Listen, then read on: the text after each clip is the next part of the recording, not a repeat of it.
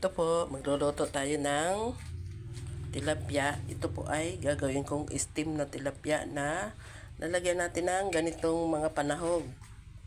Ingredients. Ito po ay siling. Ito ginayat ko na po siya. Siling haba, bawang, sibuyas at saka kamatis na lalagyan natin ng isang itlog para hindi po maghiwalay-hiwalay sa loob ng ating isda. Ito po ang aking lalagyang isda. Ito, dito ko po ilalagay ang aking pong mga ingredients na ito. Ito po ay tilapia. Ito, medyo maliliit lang po ang ating tilapia. Kaya, i-steam po natin ito na ibabalot po natin siya sa dahon. Yan. Ayan, pagsasama-samahin na po natin ang panahog na kasama na may itlog. Ayan. Tapos atin pong titimplahan para po pag na-steam siya, nakasama ang isda, ay ito po ay magkakaroon ng lasa ang ating isda. Ito po ay panibagong kaalaman sa ating pagluluto. Ayan. Para po ang ating isdang i-steamin ay magiging masarap. Lalagyan po natin siya ng barbecue sauce.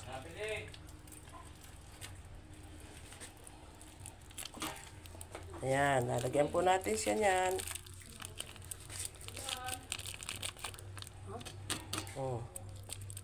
Lagyan po natin siya ng barbecue sauce at saka paminta.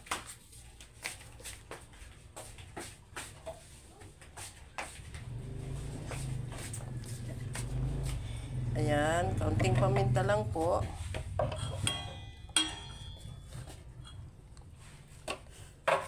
Tapos, lalagyan natin ng kaunting asin. Pampalasa, kaunti lang po, kaunti.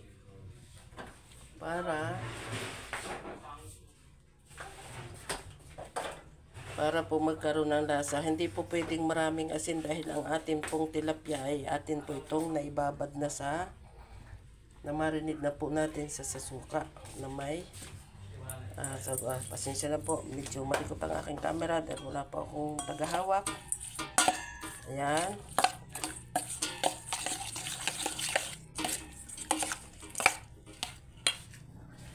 Para po magkaroon ng lasa ang ating isda.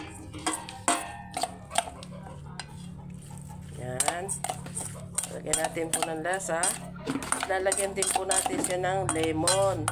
Isa pong lemon. Ipigaan po natin ng lemon. Ayan po, pigaan po natin ng lemon. Aalsin po natin ang buto. Ayan po, may isa tayong lalagay na lemon para masarap po ang ating steam na tilapia. Ayan po, ibabalutin natin sa dahon. Ilalagay po natin siya sa loob ng tilapia. Ayan po.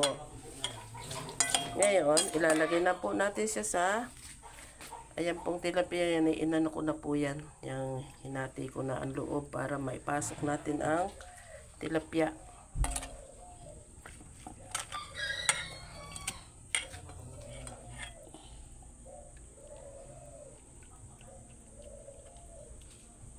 Yan, lagyan natin ng kaunting sauce.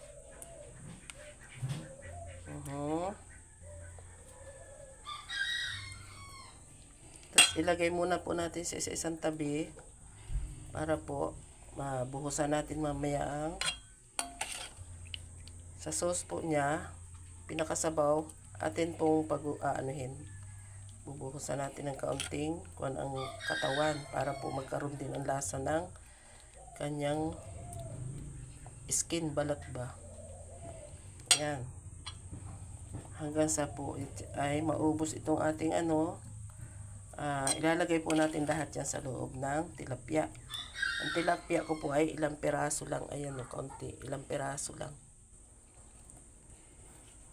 Ayan. Ito po ang ating mga bagong kaalaman natin sa pagluluto para po masarap ang ating tilapia. Yan.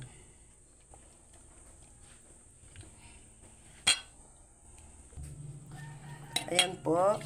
Naibalot na nailagay na po natin lahat ito.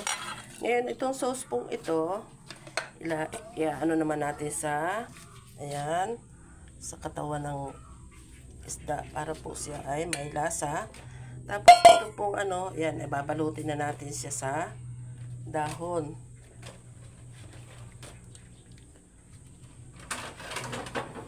Ito ang aking camera.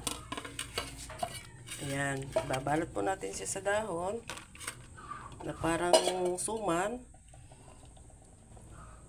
para po hindi matanggal ang mga sauce sa isda.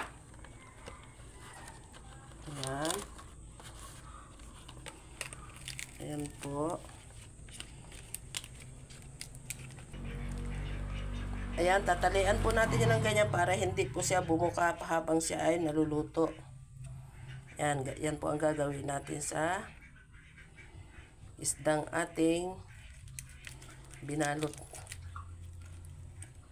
sa dahon. Ang ating tilapyang binalot sa dahon. Ayan. Ganyan po lahat ang gagawin ko. Tapos yung sauce po niya ay atin pong gagawin din siyang pinakasabaw para po hindi matanggal ang lasa at pumasok sa ating isda.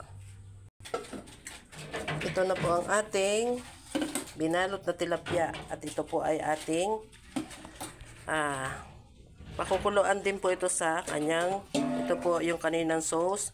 Dito po rin po natin siya i-steamin. Ayan, ang ating binalot na tilapia. Ito, ilalagay ko po ang pinakasabaw niya para po siya ay, yan na po ang kanyang magiging ano para siya ay maluto. Ayan, lalagyan po natin ng kaunting mantika para hindi po kumapit ang dahon sa ating kaserola. Nilagyan po natin siya ng kaunting asin para ano po, na hindi tumabang ang ating binalot na tilapia. Ngayon, atin po siyang isasalang na. Atin pong lulutuin na. Ayan. Atin pong lulutuin ang ating binalot na tilapia. Ayan po siya. Ayan, malapit na pong maluto ang ating binalot sa dahon na tilapia. Ang isdang tilapia po ay maraming ano po na pwede nating sari-saring luto. Pwede pong ginataan, pwedeng paksiw, pwedeng perito, pwedeng daing, at pwedeng sinabawan, at pwede rin pong sweet and sour. Kaya po ang isda, marami natin po silang pwedeng gawin kung paano natin lulutuin. May kanya-kanya po tayong paano natin siya lulutuin para hindi po tayo manawa sa pagluluto ng isda. Kailangan po natin silang iba't ibang klase ng pagluluto. Katulad po ng sinabi ko sa inyo nung ako minsan po ay nag-post na anong pwedeng gawin pagluluto sa tilapia. Ito po pwedeng binalot, na pwedeng lagyan ng sahog sa loob ng isda. At ito po ay aking ginawa. Ito po ang aking luto. Ayan. Malapit na po itong maluto dahil ang ganito pong isda ay madaling maluto. Ayan.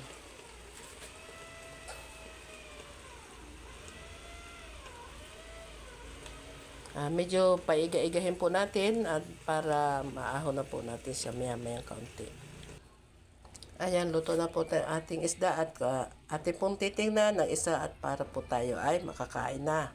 Bubuksan po natin ng isang balot na ating nilutong isdang tilapia.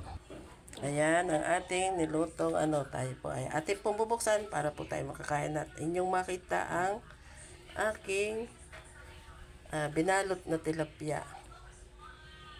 Ayan.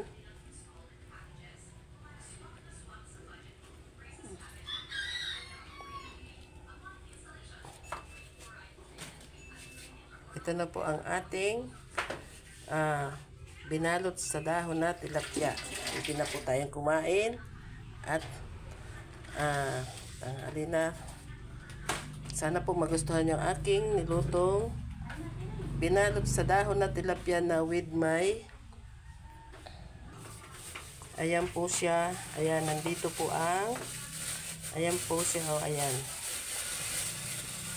Ang natin pong binalot sa dahon na tilapia. Pwede na po tayong kain. Kain po tayo. Maraming salamat po sa mga nanonood ng aking pagluluto at sa sumama sa aking pagluluto. Thank you for watching. Bye-bye. Thank you po.